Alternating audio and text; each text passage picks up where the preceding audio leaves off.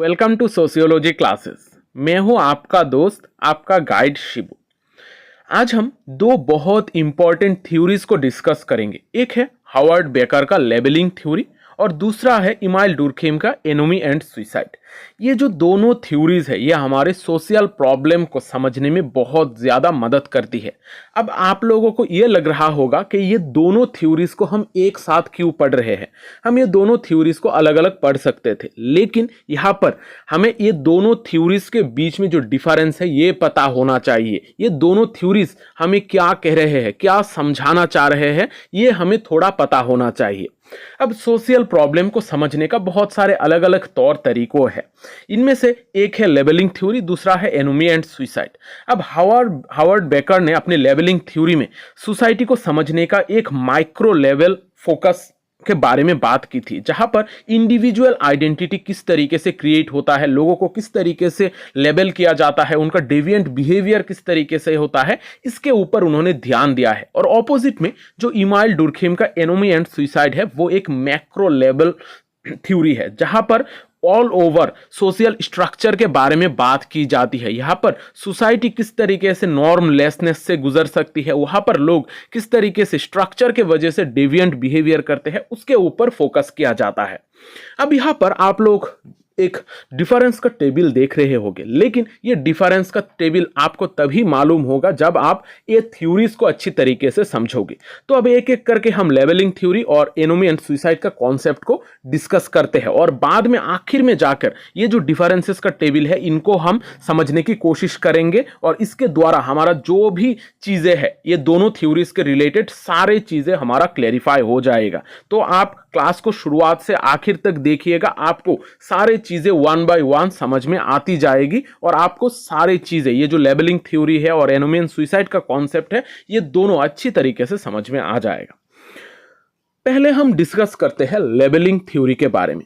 Howard baker ने labelling theory को दिया है, उन्होंने ही यह पहली बार इंट्रोड्यूस किया है। उन्होंने अपने book outsiders studies in the sociology of deviance 1963 का ये बुक में उन्होंने लेबलिंग थ्योरी का कॉन्सेप्ट दिया है। अब उनके हिसाब से लेबलिंग क्या है, लेबलिंग हमें पहले ये पता होना चाहिए लेबल क्या है। लेबल जब सोसाइटी के लोग किसी डेविएंट बिहेवियर वाले लोगों को जब कोई एक अलग नाम से या फिर अलग तरीके से उनको लेबल करते हैं या फिर अलग तरीके से उनको पुकारते हैं, कैटेगोराइज करते हैं, तब उसको हम लेबलिंग कहते हैं। लेबलिंग यहां पर आप एक ध्यान देकर समझो, अगर कोई एक इंसान क्राइम कर रहा, अगर एक छोटा बच्चा जब छोटा था तब उसने कोई एक चोरी की थी तो हम उसको चोर बुला लेते हैं। अगर सोसाइटी के ज्यादातर लोग उसको चोर बुलाने लगे तब वहां पर एक लेबल उसके ऊपर लग गया है कि वो छोटे वक्त से ही वो चोर था, तो उसका जो बिहेवियर है वो उसी के अकॉर्डिंग चेंज होता रहेगा। तो हावर्ड बेकर का लेबलिंग थ्योरी हमें लेबल के बारे में बात करता है और लोग इस लेबलिंग के वजह से किस तरीके से डेविएंट बिहेवियर करते हैं। पहले इनिशियल स्टेज में एक तरीके का बिहेवियर होता है और जितना बड़ा होता जाएगा इंसान, जितना वक्त गुजरता जाएगा, उसका जो डेविएंट बिहेवियर है उतना ज्यादा बढ़ता जाएगा। तो यहां पर लेबलिंग थ्योरी हमें लेबल के बारे में बात करता है, लोगों का डेविएंट बिहेवियर किस तरीके से आगे बढ़ता रहता है, ये सारे चीजों के ऊपर फोकस करता है। हावर्ड बेकर के हिसाब से ये जो डेविएंसी है या फिर जो लोगों का डेविएंट बिहेवियर है ये सिर्फ एक पर्सनल एक्ट नहीं होता है। यहाँ पर कोई भी एक इंसान किस तरीके से बिहेव कर रहा है इसके हिसाब से हम उसको नहीं कहते हैं। ये जो डेविएंसी है, डेविएंसी बेसिकली हमारा सोसाइटी किस तरीके से उस चीज को देखता है इसके बारे में हमें बताता है। सोसाइटी का हमारा क्या रूल्स एंड रेगुलेशंस होता है, सोसाइटी हमारे ऊपर किस तरीके का सैंक्शंस इंपोज करती है और किसी भी एक इंसान को किस तरीके से डेविएंट बुलाता है, इसके ऊपर यहाँ पर डिसाइड किया जाता है कि वो इंसान डेविएंट है कि नहीं है, उसका बिहेवियर डेविएंट है कि नहीं है। ये लोगों के लेबल के द्वारा ही पता चलता है। जैसे हम एक और एग्जाम्पल लेते हैं, इसके द्वारा हमारा सारे चीजें क्लेरिफाई हो जाएगा। जैसे कोई एक इंसान मर्डर कर रहा है, मर्डर का कॉन्सेप्ट अलग अलग जगहों पर डिफरेंट होता है। अगर कोई एक अपने घर के आस पड़ोस में अगर किसी को मार रहा है तब हम उसको मर्डरर कहते हैं, लेकिन वही अगर कोई एक आर्मी जाकर किसी दूसरे देश के टेररिस्ट को मारता है तब उसको हम कहते हैं, उसको हम पेट्रोटिज्म कहते हैं या फिर हीरोइक एक्ट कहते हैं। यानी कि यहाँ पर जब खून किया जा रहा है, अगर आपके घर के पास कोई एक इंसान दूसरे इंसान को मर्डर कर रहे थे, ये बहुत बुरी चीज है। लेकिन जब एक फौजी जाकर किसी इंसान को मार रहा है तब उसको देशभक्त कहा जाता है। ऑपोजिट में जो टेररिस्ट है, टेररिस्ट भी किसी एक कंट्री के लिए सही ठहराया जा रहा है। जैसे हम आमूमन एग्जाम्पल लेंगे यहां पर इंडिया और पाकिस्तान का। जैसे पाकिस्तान का अगर कोई टेररिस्ट इंडिया में आकर किसी लोग को मार रहा है तो इंडिया के लोग इसको बहुत ही खराब कहेंगे, लेकिन जो पाकिस्तान के रहने वाले जो टेररिस्ट उनके दोस्त हैं वो लोग इसको सही ठहराएंगे। तो इसी तरीके से हर कंट्री का अपना एक पॉइंट ऑफ व्यू होता है। आपका सोसाइटी किस तरीके से आपको लेबल कर रहा है, सेम एक्ट को अलग अलग जगहों पर डिफरेंट तरीके से समझा जाता है। तो ये जो डेविएंट बिहेवियर है, डेविएंट बिहेवियर ये एक ऐसा लेबल है जहां पर किसी एक इंसान के ऊपर कोई एक लेबल प्रोवाइड किया जाता है जो सोसाइटी के तौर तरीकों के हिसाब से सही या फिर गलत इस चीज को ठहराया जाता है। जैसे हमारा इंडिया का कास्ट सिस्टम है जहां पर बाय बर्थ लोगों को लेबलाइज कर दिया जाता है कि कोई ब्राह्मण है, कोई क्षत्रिय है, कोई वैश्य है, कोई शूद्र है और कोई दलित है। तो इस लेबल के अकॉर्डिंग उनको एक्ट भी करना पड़ता है। तो यहाँ पर लेबलिंग थ्योरी में हमें बेसिकली यही समझाया जा रहा है कि जो लोगों का डेविएंट बिहेवियर है, ये बिहेवियर तभी सही या फिर गलत ठहराया जाता है कि ये इसको ऑल ओवर सोसाइटी किस तरीके से एक्सेप्ट कर रही है। यहाँ पर लेबलिंग थ्योरी में कुछ स्टेप्स से होकर गुजरती है। लेबलिंग थ्योरी में पहले हमें नेगेटिव लेबल दिया जाता है। कोई भी एक छोटा मोटा काम हो जिसके द्वारा एक इंसान काम कर रहा है या फिर कोई एक्ट कर रहा है, जैसे छोटी सी चोरी है, उसको एक नेगेटिव लेबल प्रोवाइड कर दिया जाएगा, उसको चोर कहलाया जाएगा। फिर उसका एक सेल्फ कॉन्सेप्ट इस नेगेटिव लेवल के वजह से बनता जाएगा और बाद में अगर ये लेवल को फिर से रीइंफोर्स किया गया, वहां पर बहुत सारे लोगों के द्वारा इसको बार बार रीइंफोर्स किया गया, तो ये जो उसका लेवल है, चोर का जो लेवल है, वो उसका मास्टर स्टेटस में बदल जाएगा और उसका जो पूरी की पूरी करियर है वो डेविएंट करियर बन जाएगा। यानी कि वो सोसाइटी के अकॉर्डिंग नहीं चल रहा है, वो सोसाइटी से डेविएंट उसको बुलाया जाएगा।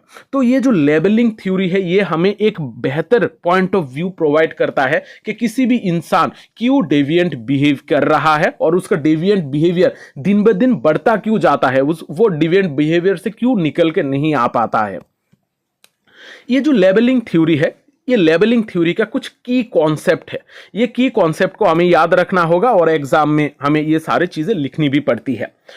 ये जो डेविएंस है, डेविएंस एक सोशल कॉन्स्ट्रक्ट है, यानी कि ये सोशली क्रिएट किया जाता है। सेम एक्ट को अगर आपको लेबल दिया गया है, आपका डेविएंस बिहेवियर को अगर लेबल कर दिया गया है, तो ये एक सोशल कॉन्स्ट्रक्ट है। सोशली आपको इस तरीके से बुलाया जा रहा है, ये सोसाइटी के द्वारा आपके ऊपर इंपोज किया जाता है। अब ये जो डेविएंट बिहेवियर होता है ये डिपेंड करता है कि सोसाइटी के नॉर्म्स क्या है, कौन से कॉन्टेक्स्ट में आप बिहेव कर रहे हो और सोसाइटी किस तरीके से आपके ऊपर रिएक्ट कर रहा है। यहाँ पर जैसे अगर आप कपड़े पहनते हो, अगर आप वेस्टर्न स्टाइल में इंडिया के एक गांव में ये कपड़े पहनते हो, तब आप लोगों आपको अलग नज़र से देखेंगे, आपको डेविएंट समझेंगे। लेकिन सेम चीज़ अगर आप अमेरिका में वेस्टर्न ड्रेसेस पहन रहे हो, उनके अकॉर्डिंग बिकिनीज पहन के घूम रहे हो, तो आपको उस तरीके से लेबल नहीं किया जाएगा। तो ये सोसाइटी के अकॉर्डिंग आपके कौन से सोसाइटी में रह रहे हो, वहां का नॉर्म्स क्या है, कौन से कॉन्टेक्स्ट में आप एक्ट कर रहे हो, ये सारी चीजें डिपेंड करती है।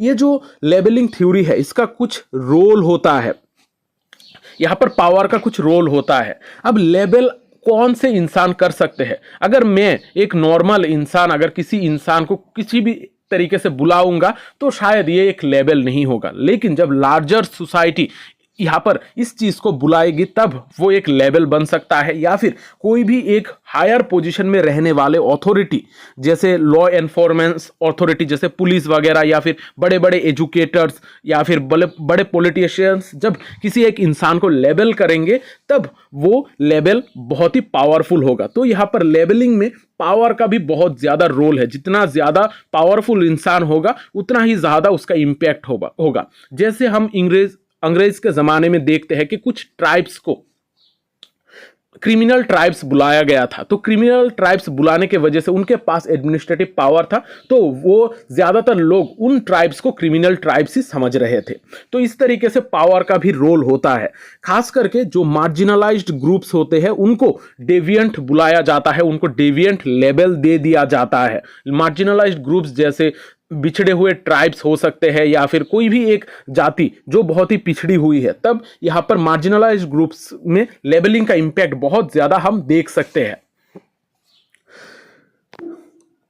यहां पर दो तरीके का डेविएंसेस की बात की है हावर्ड बेकर ने, प्राइमरी डेविएंस और दूसरा है सेकेंडरी डेविएंस। जब कोई इंसान पहली बार कोई एक्ट करता है, इनिशियली कोई रूल को ब्रेक करता है, तब उसको हम कहते हैं प्राइमरी डेविएंस।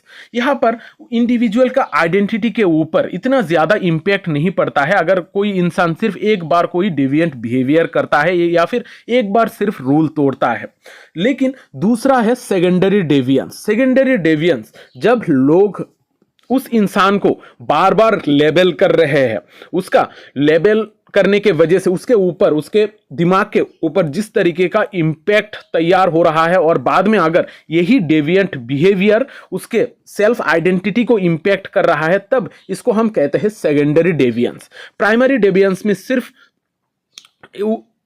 इंसान को लेबल किया जाता है, लेकिन उसके इंडिविजुअल आइडेंटिटी में इतना ज्यादा फर्क नहीं पड़ता है। लेकिन सेकेंडरी डेविएंस में जो भी इंसान होता है उसके ऊपर बार बार लेबल को इंपोज किया जाता है और उसका सेल्फ आइडेंटिटी अलग तरीके से क्रिएट हो जाती है, जो उसको फ्यूचर में डेविएंट बिहेव करने में बहुत ज्यादा एनफोर्स करती होगी, या फिर बहुत ज्यादा उसको उस डेविएंट बिहेवियर के साथ जुड़ा जाता होगा। यहां पर और एक कॉन्सेप्ट है सेल्फ फुलफिलिंग प्रोफेसी।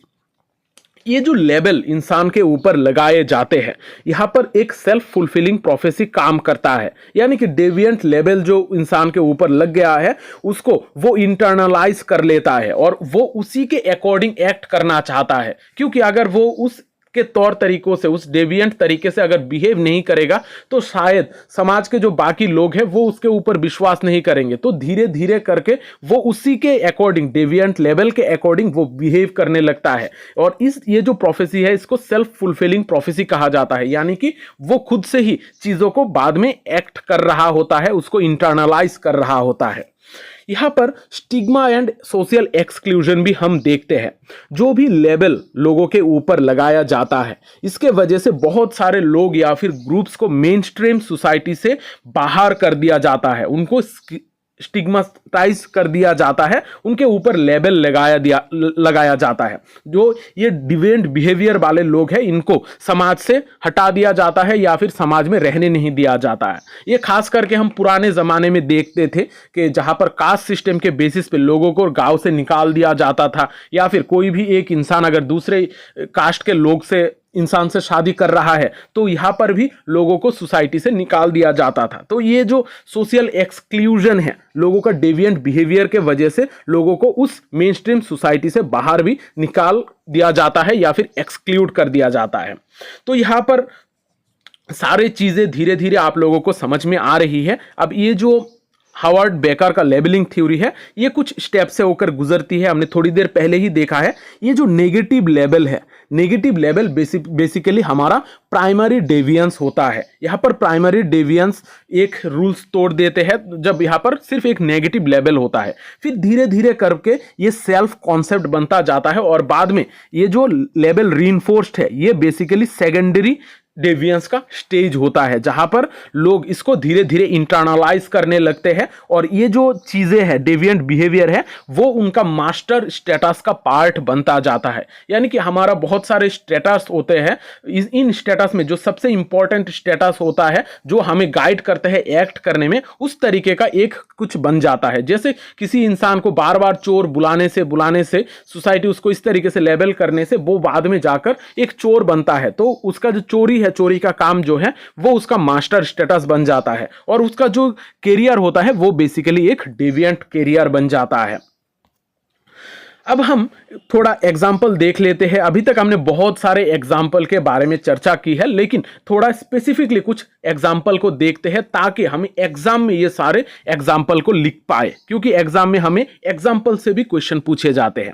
जैसे लेबलिंग थ्योरी जो है, अगर कोई एक इंसान है, इसको लेबल कर दिया गया है कि वो चोर है, उसको उसके दोस्त, पीआर ग्रुप्स, टीचर्स, अथॉरिटी, सारे लोग उसको अगर थीफ ही बुलाने लगे, चोर ही बुलाने लगे, तो धीरे धीरे उसका सोसाइटल रिएक्शन चेंज हो जाएगा। उसको उसका जो लेवल है वो खुद इंटरनलाइज कर देगा और उसका जो आइडेंटिटी है उसी डेविएंट एक्ट को बार बार करने में रीइंफोर्स करेगा। यानी कि उसका सेल्फ फुलफिलिंग प्रोफेसी जो है वो उसको बताएगा कि उसको उसी के अकॉर्डिंग, चोरी के अकॉर्डिंग ही एक्ट करना चाहिए। इस तरीके से हमारा लेबल काम करता है। और दूसरा जो हमारा एक्सट्रीम एग्जांपल है कि लेबलिंग थ्योरी किस तरीके से फंक्शन करती है, वो है in act of killing someone. अगर कोई इंसान दूसरे इंसान को मार रहा है तो यहां पर किस तरीके से लेबल किया जाता है। जैसे अगर कोई नॉर्मली हम सोसाइटी में कोई किसी का खून कर रहा है तो हम उसको मर्डर कह देते हैं, लेकिन ये मर्डर हर जगह पर सेम तरीके से नहीं देखा जाता है। जैसे अगर युद्ध के वक्त कोई एक सैनिक अगर दूसरे सैनिक को मार रहा है तो इसको नॉर्मलाइज कर दिया जाता है, उसको इतना ज्यादा क्रिमिनल ऑफेंस नहीं माना जाता है। और बहुत बार ऐसा देखा गया है कि अगर किसी एक ग्रुप के इंसान दूसरे ग्रुप के इंसान को मार रहे हैं वार के वक्त या फिर किसी भी एक मूवमेंट के वक्त, तब इसको हीरोइक लेवल प्रोवाइड कर दिया जाता है, यानी कि वो एक हीरोइक एक्ट बन जाता है। इसी तरीके से अगर कोई एक आर्मी का इंसान किसी एक इंसान को मार रहा है तो भी एक हीरोइक एक्ट होगा, और अगर टेररिस्ट किसी एक आर्मी को मार रहा है या फिर बहुत सारे लोगों को मार रहा है तो उसको गलत ठहराया जाता है। तो इसी तरीके से हमारा जो कॉन्सेप्ट है यहां पर लेबल के द्वारा ही गाइडेड होता है। सोसाइटी किस तरीके से लेबल कर रहा है, सेम मर्डर को अलग अलग लोग अलग अलग तरीके से अलग जगह पर अलग कॉन्टेक्स्ट के हिसाब से हम डिफाइन करते हैं। इसी तरीके से हमारे सोसाइटी में अनगिनत चीजें हैं, अनगिनत एक्ट है जिनको हम लेबल करते हैं, और इसी लेबल के द्वारा ही लोग गाइडेड होते हैं कि किस तरीके से फ्यूचर में बिहेव करेंगे। अब ये जो लेबलिंग थ्योरी है इसको बहुत सारे लोग क्रिटिसाइज भी करते हैं। ये जो लेबलिंग थ्योरी है इसको क्रिटिसाइज किया जाता है बहुत सारे ग्राउंड्स में। जैसे ये जो लेबलिंग थ्योरी है ये इंडिविजुअल एंगेजमेंट के बारे में कुछ बात नहीं करता है। जैसे कि कोई एक इंसान प्राइमरी डेविएंस कर रहा है, पहली बार वो डेविएंट बिहेवियर कर रहा है, वो किस वजह से पहली बार डेविएंट बिहेवियर कर रहा है, इसके बारे में लेबलिंग थ्योरी हमें कुछ नहीं बताता है। यहाँ पर क्या कॉन्सिक्वेंसेस है या फिर क्या रीजंस है, ये सारी चीजों के बारे में बात नहीं करता है। अब यहां पर दूसरा और एक जो बड़ा क्रिटिसिज्म है वो है ये जो लेबलिंग का कॉन्सेप्ट है, बहुत सारे लोग इस लेबलिंग को एक्सेप्ट नहीं करते हैं, इसको तोड़कर बाहर निकलने की कोशिश करते हैं। बहुत सारे लोगों को बुरा भला कहते हैं, लेकिन फिर भी वो लोग इसको एक्सेप्ट नहीं करते हैं। जैसे हम एक फिल्म का नाम ले सकते हैं, चक दे इंडिया। आप लोगों ने देखा ही होगा, शाहरुख खान का एक मूवी है जहां पर वो हॉकी प्लेयर थे, लेकिन वो एक गोल ना करने के वजह से उनको बहुत ही डेविएंट माना गया था। पूरी कंट्री के लोग उसको गद्दार मान रहे थे। तो ये जो लेवल है उसको उसने एक्सेप्ट नहीं किया था, और बाद में जाकर फिल्म के अंत में वो प्रूव करते हैं कि वो भी देश के लिए जान दे सकते हैं, देश के लिए उन्होंने पहले भी अपना जान को निछावर किया है। तो इस तरीके से लेबलिंग का जो कॉन्सेप्ट है बहुत सारे लोग इसको एक्सेप्ट भी नहीं करते हैं। जैसे आपको अगर कोई आपको बुरा भला कहता है कि आप पढ़ाई में अच्छा नहीं हो, तो क्या आप पढ़ाई छोड़ दोगे? नहीं छोड़ोगे। तो ये सारे चीजें इंटरनलाइज हर कोई नहीं करता है, हर लेवल को लोग एक्सेप्ट नहीं करते हैं। तो ये सारे चीज़ों के बारे में भी हावर्ड बेकर ने कभी बात नहीं की है। लेकिन फिर भी ये जो लेबलिंग थ्योरी है, इतने सारे लिमिटेशंस होने के बावजूद भी ये जो लेबलिंग थ्योरी है ये बहुत ही इन्फ्लुएंशियल एक थ्योरी है। हमारी सोसाइटी के रिएक्शन को, सोसाइटी के लेवल को समझने के लिए, इंडिविजुअल लेवल पे लोग किस तरीके से बिहेव करते हैं और उस बिहेवियर को किस तरीके से परपेचुएट करते हैं, इसको समझने में हमें मदद करता है ये लेबलिंग थ्योरी। तो आज भी ये लेबलिंग थ्योरी बहुत ही ज्यादा इन्फ्लुएंशियल है। तो अब हम देखते हैं हमारा next concept, anomie and suicide by Emile Durkheim. अब लेबलिंग थ्योरी से हटकर थोड़ा एक अलग तरीके का थ्योरी है इमाइल डुर्खिम। इमाइल डुर्खिम हमारी सोशियोलॉजी में बहुत ज़्यादा कंट्रीब्यूट करते हैं। उनका एनोमी एंड थ्योरी, सुसाइड का कॉन्सेप्ट सोशल प्रॉब्लम को समझने में हमें मदद करता है। किस तरीके से सोशल प्रॉब्लम होता है और सोशल प्रॉब्लम के कॉन्सिक्वेंसेस, किस तरीके से इम्पैक्ट हम सोसाइटी में देखते हैं, ये इमाइल डुर्खिम का एनोमी एंड सुसाइड का थ्योरी हमें बताता है। अब एनोमी बेसिकली होता क्या है? जब सोसाइटी में कोई नॉर्मलेसनेस हो, जब सोसाइटी में सोशल रेगुलेशंस इतना बेहतर ना हो, लोग सोसाइटी से जुड़े नहीं होते हैं, तब इस सिचुएशन को कहा जाता है एनोमी। ये एनोमी यानी कि हमारा सोसाइटी में नॉर्मलेसनेस, जब कोई भी रूल्स रेगुलेशंस नहीं फंक्शन कर रहे होते हैं, सोसाइटी एक अलग तौर से गुजर रहा होता है जहां पर सोसाइटी को, लोगों को कंट्रोल करना मुश्किल हो जाता है, तब इसको कहा जाता है एनोमी। एनोमी का कॉन्सेप्ट इमाइल डुर्खिम ने अपनी book the division of labour in society में पहली बार दिया था और बाद में सुसाइड जो बुक है वहां पर इस एनोमी के कॉन्सेप्ट को डेवलप किया था। अब ये एनोमी का मेन रीजंस क्या होते हैं? यहां पर खास करके जो सबसे बड़ा रीजन है वो है रैपिड सोशल चेंज। जब सोसाइटी में रैपिडली चीजें चेंज होती जाती है, जैसे इंडस्ट्रियलाइजेशन, इकोनॉमिक शिफ्ट, ये सारे चीजों के वजह से हमारी सोसाइटी में एनोमी होती है। यहां पर रैपिड सोशल चेंजेस के वजह से, खास करके इंडस्ट्रियलाइजेशन, इमाइल डुर्खिम जब ये सारे थ्योरीज लिख रहे थे तब उस वक्त पर सोसाइटी इंडस्ट्रियलाइजेशन के दौर से गुजर रहा था, उसके जो प्रॉब्लम्स है उसको झेल रहा था, तो उसी के अकॉर्डिंग उन्होंने थ्योरीज को भी लिखा है। यहां पर एनोमी का जो दूसरा कॉज है वो है weakening of traditional norms and values. जो ट्रेडिशनल नॉर्म्स एंड वैल्यूज है वो अगर ज्यादा वीक हो गए तब सोसाइटी में एनोमी दिखाई देता है, जो लोगों को कंट्रोल नहीं कर पाती है और लोग अपने हिसाब से एक्ट करने लगते हैं। यहां पर लोगों के डेविएंट बिहेवियर दिन ब दिन बढ़ते ही जाते हैं। यहां पर अगर इंडिविजुअल एस्पिरेशंस और सोसाइटल एक्सपेक्टेशंस के बीच में अगर बहुत ज्यादा गैप हो, डिसरप्शन हो, तब यहां पर हमें एनोमी देखने को मिलता है। यानी कि सोसाइटी का जो एक्सपेक्टेशन है वो अलग लेवल का है। जैसे हम आजकल भी सोसाइटी में लोग हमें चाहते हैं कि हम धार्मिक रहे, हम धोती कुर्ता पहने और सोसाइटी में हर वक्त पूजा पाठ करें, तो ये सारी चीजें हमारा मुमकिन नहीं है। हम इंडिविजुअली आजकल सक्सेसफुल होना चाहते हैं, हम पढ़ाई करना चाहते हैं, तो यहाँ पर इंडिविजुअल एस्पिरेशंस और सोसाइटल एक्सपेक्टेशंस के बीच में जब गैप दिन ब दिन बढ़ जाता है तो यहाँ पर सोसाइटी में एनोमी हो जाता है, यानी कि सोसाइटी नॉर्मल तौर तरीकों से नहीं चल पाती है। अब देखते हैं थ्योरी ऑफ सुसाइड। अब इसी एनोमी को समझाते हुए इमाइल डुर्खिम ने सुसाइड का थ्योरी दिया है। उन्होंने ये सुसाइड का थ्योरी को बनाने के लिए बहुत सारे जगहों के, खास करके वेस्टर्न जो कंट्रीज है, यूरोपियन कंट्रीज है, वहां पर उन्होंने स्टडी किया था अलग अलग जगहों पर किस तरीके का सुसाइड हो रहा है, लोग किस तरीके से सुसाइड कर रहे हैं, कौन से रीजन है, ये सारे चीजों के उन्होंने एनालाइज किया था। इमाइल डुर्खिम ने सुसाइड के ऊपर बहुत ज़्यादा इंटरेस्ट लेकर उनको डिटेल में समझाया था। उन्होंने देखा था, ये सारी स्टडीज़ के द्वारा उन्होंने देखा था कि सुसाइड जो है वो सिर्फ एक इंडिविजुअल या फिर साइकोलॉजिकल फैक्टर के वजह से नहीं होता है। सुसाइड होता है हमारे सोसाइटल फैक्टर के वजह से। हमारा सोसाइटी जिस तरीके से लोगों को स्ट्रक्चर मेंटेन करने में मदद करेगा, सोसाइटी जिस तरीके से चलेगा उसी के हिसाब से हमारा सुसाइड भी होता है। यानी कि ये जो सुसाइड है ये बेसिकली हमारा सोशल प्रॉब्लम्स के कारण होता है, ना कि सिर्फ इंडिविजुअल के साइकोलॉजिकल फैक्टर के वजह से। यहां पर उन्होंने, इमाइल डुर्खिम ने एक्सप्लेन किया है कि ये जो सुसाइड है, सुसाइड सोशल इंस्टीट्यूशन और इंडिविजुअल के बीच में एक लिंक क्रिएट करने के वजह से होता है। यहाँ पर बहुत सारे एक्सपेक्टेशन, सोसाइटी के एक्सपेक्टेशन मीट ना करने के वजह से ये सारे सुसाइड होते हैं। अब ये जो सुसाइड है, इमाइल डुर्खेम ने 4 तरीके का सुसाइड की बात की है।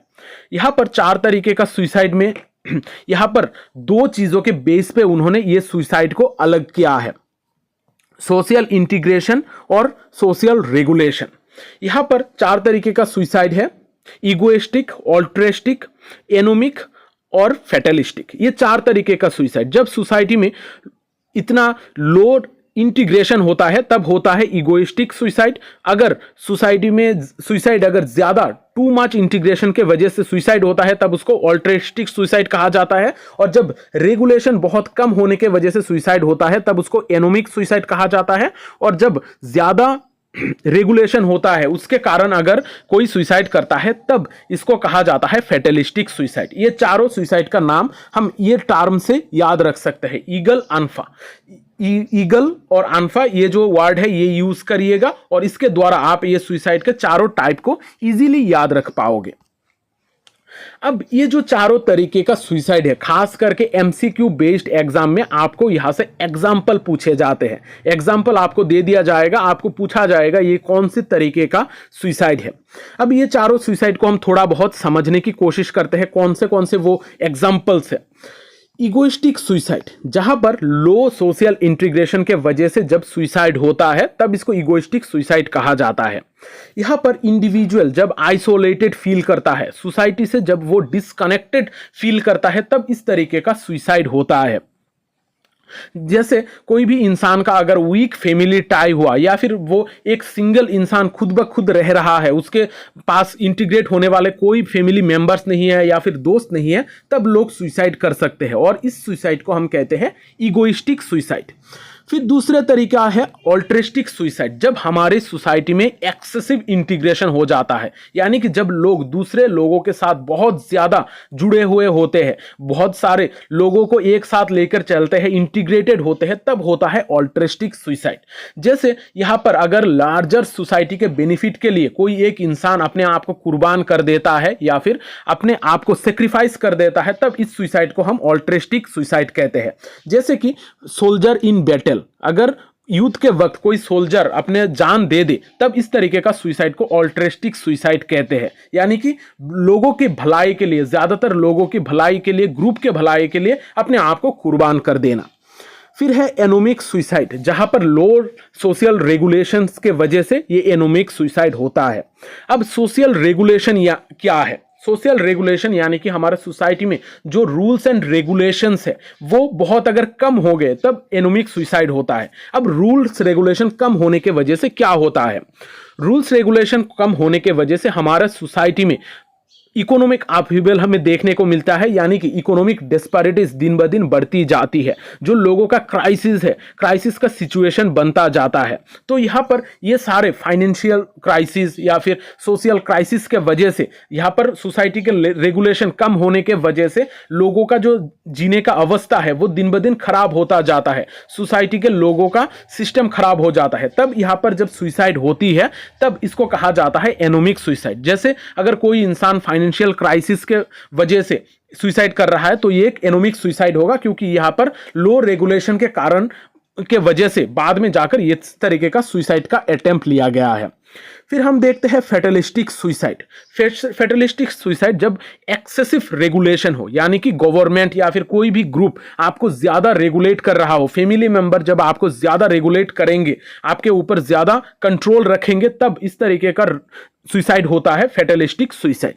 यहां पर जैसे कोई भी एक इंडिविजुअल अगर प्रिजन में रह रहा है या फिर स्लेव की तरह उसको ट्रीट किया जा रहा है, कोई एक बच्चा है, स्टूडेंट है या फिर फैमिली मेंबर है, उसको बहुत ज्यादा रूल्स रेगुलेशंस में रखा जा रहा है, तो इस सारी रीजन के वजह से जब सुसाइड होगा तब इसको कहेंगे हम फैटलिस्टिक सुसाइड। ये चारों सुसाइड को अच्छी तरीके से समझिएगा, इनका एग्जाम्पल को अलग अलग तरीके से ध्यान में रखने की कोशिश कीजिएगा, क्योंकि एग्जाम में यहां से बहुत ज्यादा क्वेश्चन आते हैं और ज्यादातर स्टूडेंट ये इजी टॉपिक को ही गलत करके चले आते हैं। तो यहां पर जरा भी लाइटली मत लीजिएगा चीजों को, सारे चीजों को अच्छी तरीके से समझिएगा।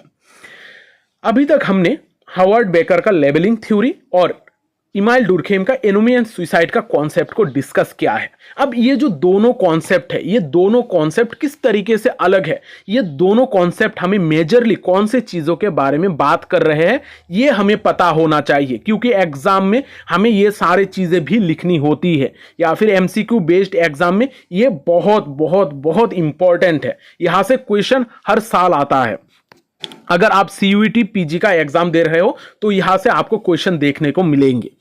यहां पर जो लेबलिंग थ्योरी है, लेबलिंग थ्योरी बेसिकली एक माइक्रो लेवल थ्योरी है, जहां पर एक इंडिविजुअल का इफेक्ट, उनका इंडिविजुअल का आइडेंटिटी किस तरीके से क्रिएट होता है, लोगों को लेबलिंग की वजह से किस तरीके का शेप होता है, इसके बारे में बात किया जाता है। यानी कि यहां पर इंडिविजुअल आइडेंटिटी के ऊपर फोकस किया गया है।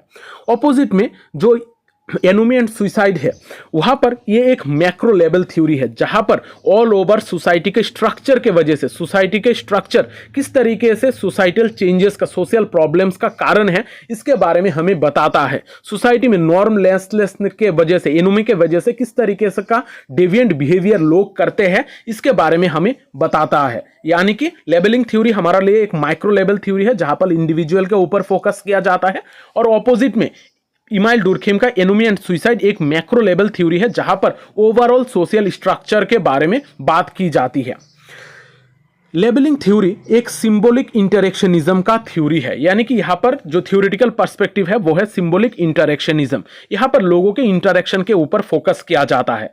और जो एनोमी एंड सुसाइड है वो एक फंक्शनलिज्म का थ्योरी है, जहां पर ओवरऑल सोसाइटल स्ट्रक्चर और फंक्शन के ऊपर ध्यान दिया जाता है। ओवरऑल सोसाइटी का स्ट्रक्चर किस तरीके से फंक्शन कर रहा है, उसके वजह से किस तरीके का प्रॉब्लम आ रहा है, यहां पर इस तरीके का डिस्कशन की जाती है। अब अगर कॉज ऑफ डेविएंस की बात करें, लेबलिंग थ्योरी के हिसाब से लोग डेविएंट किस वजह से बिहेव करते हैं। जब लोग सोसाइटी में, जब लोग लेबल करते हैं, सोसाइटी के लोगों के रिएक्शन के द्वारा जो बिहेवियर है, डेविएंट बिहेवियर है, वो दिन ब दिन बढ़ता जाता है और लोग इसको इंटरनलाइज कर लेते हैं। तो इसी तरीके से डेविएंट बिहेवियर होता है, यही हमारा डेविएंट बिहेवियर का कॉज है। लेकिन एनोमी एंड सुसाइड में हमें बताया गया है कि ये जो डेविएंट बिहेवियर है बेसिकली सोसाइटी के नॉर्म्स के ब्रेकडाउन के वजह से होता है। सोसाइटी हमें बेहतर तरीके से कंट्रोल ना करने के वजह से, वहां पर नॉर्म्स, रूल्स एंड रेगुलेशन सही ढंग से ना होने के वजह से हमारा सोसाइटी में एनोमी हमें देखने को मिलता है। यहां पर हमें सोसाइटल प्रॉब्लम देखने को मिलता है। लेबलिंग थ्योरी का जो की कॉन्सेप्ट है वो है लेबलिंग। यहां पर लेबल किया जाता है लोगों को, यहां पर स्टिग्माटाइज किया जाता है, लोगों के बिहेवियर के बारे में पहले से ही एक लेबल प्रोवाइड किया जाता है। और ऑपोजिट में इमाइल डुर्खेम का जो कॉन्सेप्ट है ये फोकस करता है एनोमी के ऊपर, यानी कि सोसाइटी में जो नॉर्मलेसनेस है वो सोसाइटल डिसऑर्गेनाइजेशन में किस तरीके से मदद करता है, और उसके वजह से सोसाइटी में जो ऑर्गेनाइजेशन है वो किस तरीके से बिगड़ जाता है, इसके ऊपर फोकस किया जाता है। अब यहां पर जो कोर पॉइंट है लेबलिंग थ्योरी का वो है हमारे सोसाइटी के रिएक्शन को समझना। सोसाइटी हमें किस तरीके से हमारे ऊपर रिएक्ट करती है, और वो जो डेविएंट हमारे ऊपर एक लेबल लगा दिया जाता है उसको हम किस तरीके से परपेचुएट करते हैं, इसके ऊपर फोकस करता है।